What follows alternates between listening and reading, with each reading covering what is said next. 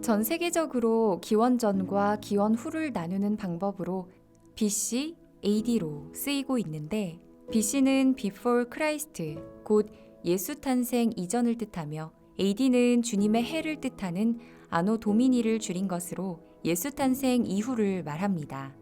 이것은 기독교 문명권이 아니더라도 인류 역사 한가운데 예수 그리스도가 계시다는 전제를 부인할 수 없게 합니다. 그래서 우리는 이 부분을 주목해 보려고 합니다. 누구도 부인할 수 없는 하나님의 존재성과 성경의 사실성에 대해서 말입니다.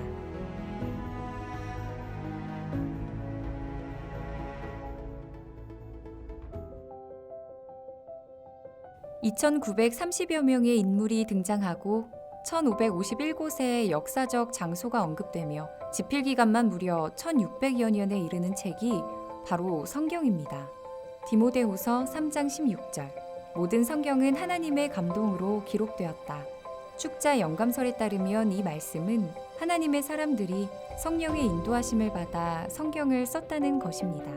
성경을 쓴 저자는 총 40여 명.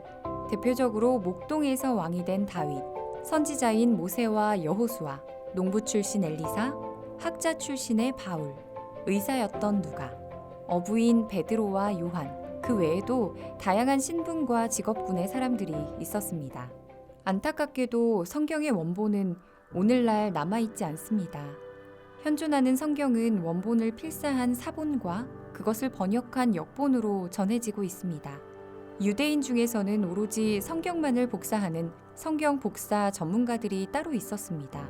그들은 바로 탈무디스트라고 불렀는데 필사를 담당한 탈무디스트들이 사본을 얼마나 거룩하게 기록했는가 하면 경건함을 위해 이 옷 저 옷을 갈아입지 않고 늘 같은 복장과 검은색 잉크만을 사용하도록 했습니다.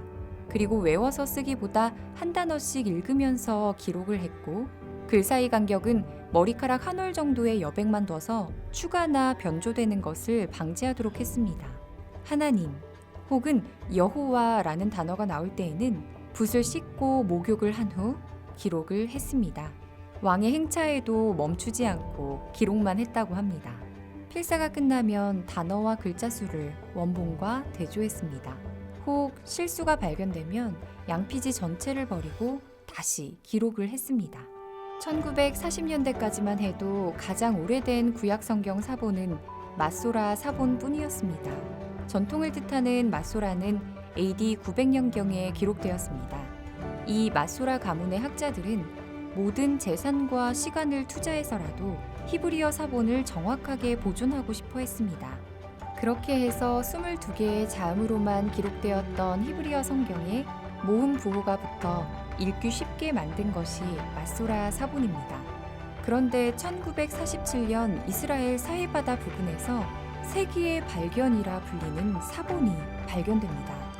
한 베두인 목동이 무리에서 떨어진 양 한 마리를 찾으러 동굴로 들어갔는데 목동은 그곳에서 우연히 낡아빠진 11뭉치의 두루마리를 발견했고 그것을 중개인에게 싼값에 팔게 되었습니다. 이 두루마리의 실체가 바로 BC 100년에 쓰인 사해 사본이었습니다. 현재 가장 오래된 사본이죠. 이 사해 사본의 진가가 드러난 것은 미국 트레버 박사가 그 사본을 보게 되면서부터였습니다. 박사는 사해 사본 중 가장 잘 보존된 이사야서를 마소라 사본의 이사야서와 대조를 해보게 됩니다. 결과는 무척 놀라웠습니다. 1000년의 시간 차이를 둔 이 두 사본이 1.1획의 오차도 없이 일치했기 때문이죠. 이것을 계기로 성경은 순수하게 성령의 인도하심 안에서 쓰여졌다는 것을 입증하게 되었습니다. 지금도 성경에는 오류가 없다는 것이 계속 밝혀져 가고 있는데요.